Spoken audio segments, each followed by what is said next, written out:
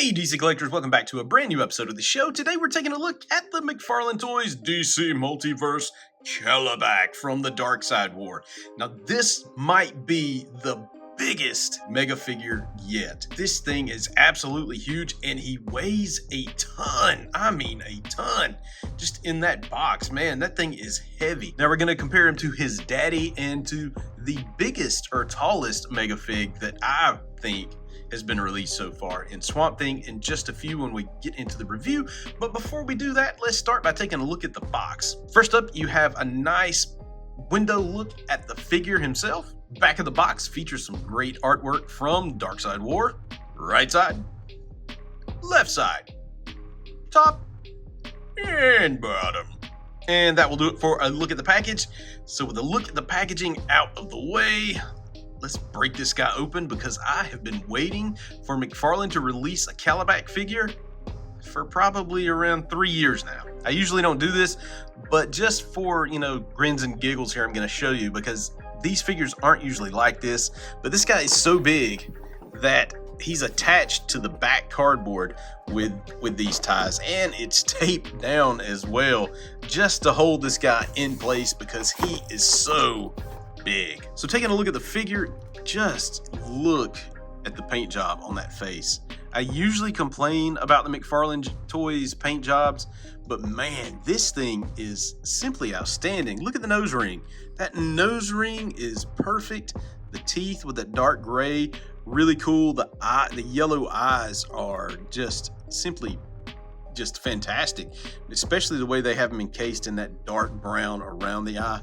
That looks great. The ears, man, the sculpt on the ears looks just fantastic. Textures on the shirt are great. Love that Kirby look right here on the whatever the strap is across his chest, the little circles and stuff. That's a nice nod to Kirby. The texture on his arm, that's really nice. Love the little things here on the gloves. That's pretty cool. The shoulder pauldron, that's kind of cool. Again, you get nice leathery texture on the back. Oh, look at that belt, man. Look at around the belt. They did some nice detail work on this sculpt. Really, really nice detail work on this sculpt. That's kind of cool here. I wish each one was individual so you can kind of display it, push them in and out or whatever, kind of display them separately than just all in one. But I get it. That's okay to me. Boots are pretty nice too. Man, he's so heavy. He's just a heavy toy. So taking a look at the articulation on this guy, his head it's got really nice tilt, and he moves a little differently than previous figures. I don't know if it's because of the size and the heft and the weight, but just listen to this as I turn his head. That's not clicking. That's just weird sound. That's about as high as he's gonna look up, and about as far as he's gonna look down. Now he has some neck movement here, and that could be what the sound was that I heard, because he has his neck moves as well as just the head. Arms rotate all the way around, can go up about that high. He has the one elbow bend, and it also swivels at the elbow all the way around. So not much of a bend, straight bend. That's about it for that. Of course, wrists can rotate all the way around and can move back and forth. This is kind of tight, but this is straight out of the package, so no heat or anything has been applied to this guy. So he's a little tight in certain places. He rotates at the waist all the way around. Splitsies, he can do a pretty nice split, and he can do a pretty nice split that way. Now, he does have some movement here. You can check that out. So he gets a little extra movement, not really a thigh cut, but a little extra movement. That knee, his knees will bend that far. That's a pretty hard knee to bend too. Again, just straight out of the package. You really have to grab that mug and twist it. Now he does have the ankle rocker type thing, and his ankles do go back and forth. He does have toe articulation as well, but that toe articulation is really tight. There you go. Wow.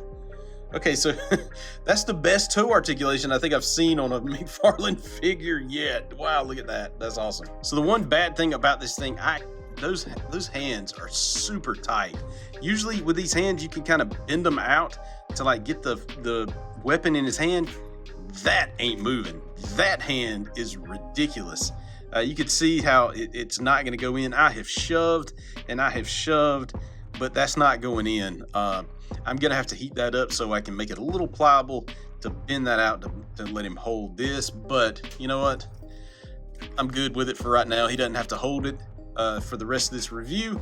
I wish I could show it to you, but you know, we're gonna go with what we have. So you can see here he is with his daddy Darkseid, but this is the Zack Snyder Justice League Darkseid. This is not like a real comic accurate Darkseid, so that could be why there's, you know, a bit of a big difference in the size. Even though Darkseid stands maybe a hair taller, the angle of the camera is probably keeping you from seeing that, but Darkseid is just a hair taller than him. But the bulk on Darkseid is nowhere near this.